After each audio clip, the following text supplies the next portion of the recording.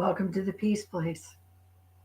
This is Judy. I'm the penman of Prayums, founder of the Peace Movement, and I bring you today a word of encouragement, an invitation to be able to learn more about the reality that we can interact with a loving God. We can learn to hear from God as we walk through our days. Every promise that God has given us, He is faithful to perform and deliver. He certainly has rules, ways that we need to follow, and God's ways are not our ways. God's understanding is not our understanding. So today, in this word, I pray that the understanding that we all have goes to a deeper level, a way that we can understand that how much we rely on our minds and how little we hear from the heart of God, from the ways of God, and from the will of God. And it doesn't have to stay that way. So this whole body of work of the peace movement, and every day that I walk this journey, I find another deeper layer of God's presence and His willingness to lead and guide and direct us. He will heal, correct, and restore us to His original plan, and we have to learn how to do that. Uh, no more than the ways that once our mind is developed, that is the way that we live every day, just as we embrace any religious teachings that we have. They mostly are stored in our mind, and the ways that things should, could, would, or ought to be. And oftentimes we find that there's very little life, there's very little love, and the direction that we are encouraged to is through the distortions of man's understanding and man's ways, rather than using the love of God as our indicator of where truth is, and discovering how we can live a life filled with God's love and live in a peace that passes all understanding, and learn to determine what is God's love, God's ways. And one of the most amazing things to me is we can submit ourselves unto God, and He will make our path straight. He will renew our minds. He will restore us. He will reveal His plan, and He will show us how to walk that out. Well, having searched for many, many decades about if there really was a truth and if there really is a love that is good, and one certainly that cares about us as individuals. After searching that and then finally discovering that it is the Word of God, it is the will of God, and it is the way of God to reveal to each of us that we belong to Him. We belong to love. We are a spark of God's love. And we can learn all about what that means. We can be assured that the ways of man are always motivated by an agenda that is to draw us away from the solidarity of God, about the ways of God, especially those ways of love. So we have much wonderful learning that there is, that once we learn it, receive a revelation from the heart of God Himself, our lives are changed forever. And each one of us, no matter what we've done, no matter where we've been, no matter what we've followed, God is big enough to draw us back into His heart, into His love, and teach us how to walk His ways. So today I bring you awakening again in you. This is a prayer. It is comes out in poetry form. But join me today as we speak to God.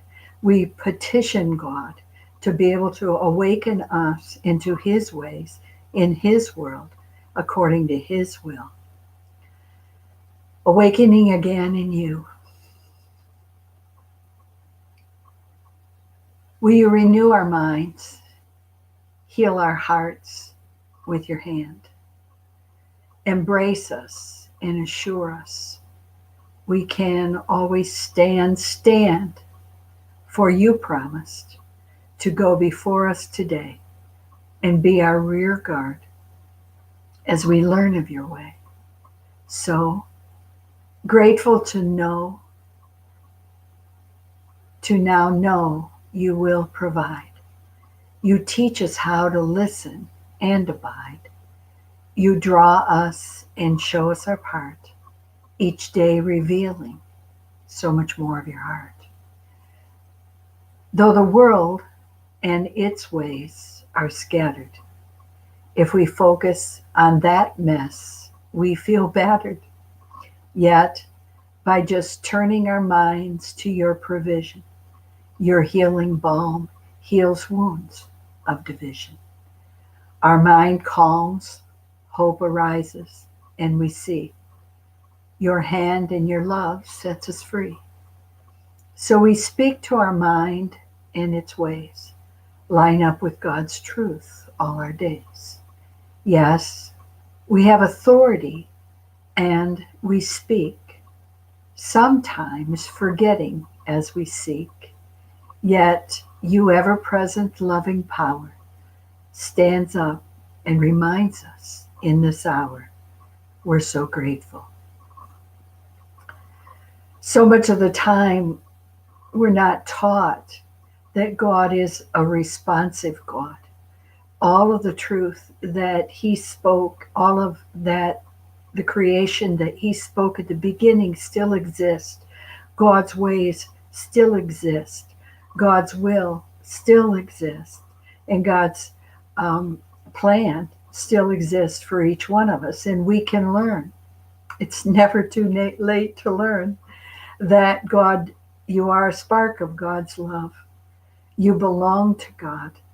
And God will show us, each one of us, the way that he had planned for us before the beginning of the earth was laid.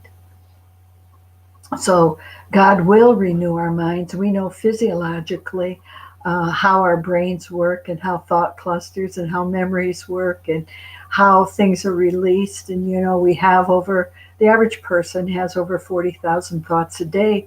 And how many of your thoughts today are taken captive to the obedience of Christ? How many times do we even understand that that's possible? Well, it is possible. We can submit our minds unto him. We can ask God to search our hearts and create in us a clean heart and a renewed spirit. We can interact with God, and God is faithful to do what he said. We can also say much other things, and God is faithful to have to honor those things. He tells us not to be double-minded, but when we have a heart and a mind that's fixed on God, we are at perfect peace. Where there is perfect peace, there is divine health. Those are things that are not real familiar to many of us, but they can be. You can learn about how to live in that place of perfect peace where God, the creative God, then can still rearrange every cell of our bodies. He can do whatever it is that he desires to do at that time when we belong to him. We submit ourselves unto him, and we allow him to do what he would like to do through us, with us, and for us. The world's ways are very scattered. The agendas of the world are sourced in much that is out to kill, steal, and destroy. And yet at the same time, God teaches us that there's nothing greater than the power of agreement with God. When we get on the same page with God, submitted to his will, his plan will come to pass. We oftentimes are not taught how to do that, but we can be taught. We can learn to live that way. The agendas of the world are not designed to bring one mind and one accord, at least one mind or one accord that is good, one that will help us prosper, one will help us to learn about the rules that bring us abundant life. And he says, yet by turning our minds to your provision, yes, as we learn to see not just about God, not just to rely on our past teachings, but actually put a demand on the atmosphere, the place where the Spirit of God is, there is freedom and there is liberty. Let us tap into that freedom and that liberty and tap into the one that can turn anything around on a dime. All things are possible when we believe. Let's learn not to believe our minds. Let's learn to even notice we're relying on our minds or on another man's mind and agenda, and watch what the ultimate intention for it is certainly not to bring love. Our minds calm when our minds are on God. Hope arises and we see. So we see your hand and your love sets us free. Yes, the bondage that we live in, the restrictions that we live in, the distortions that we live in have removed our freedom and our liberty, and it does not have to happen. We can align with God, God's will, God's way, and God's desire is that we live in the freedom that Christ died to give us. We need to learn what that means before we can live in it, and we can learn that. So we have the authority to speak to our minds, all of those thoughts that are running through our minds, all those suggestions that we hear from others, all of those familiar agendas of all that's not peace that's there for us to listen to. We do not have to listen to that. And we can speak to our mind and tell it to be quiet. But of course, we're not going to do that if we don't know that there is another, something else to listen to in the voice of God, the heart of God, and the ways of God will always lead us to that place of perfect peace that passes all understanding. So we do have authority when we speak, and we can learn about what that means. Let's see. God's loving, ever-present power is still the creative power of the universe. That way, God's way, helps us discern the difference between man's way and God's ways. And we can learn that yet today. So God, when we call on God, he will answer us and show us great and mighty things. God teaches us what our part in that whole thing is. We can learn his ways are peace, love, joy, patience, kindness, goodness, gentleness, faithfulness, and self-control. That's what he's trying to mold and make us into, so we can reflect his love on the earth. We can do that. We can learn how to hear from God, and we can learn how to interact with God, and we can learn how to be filled with and led by the power of his loving Spirit. So if any of this is interesting to you today, you're welcome to subscribe here on our channel. Tell other people about us. You can find us at prayoms.com. That's prayoems.com. And the peacemovements.com. There's going to be many peace movements out there, but keep looking for the one that is the peace that passes all understanding. So I come to you wishing you peace, love, and joy today. This is Judy signing off for today. Peace and blessings to you.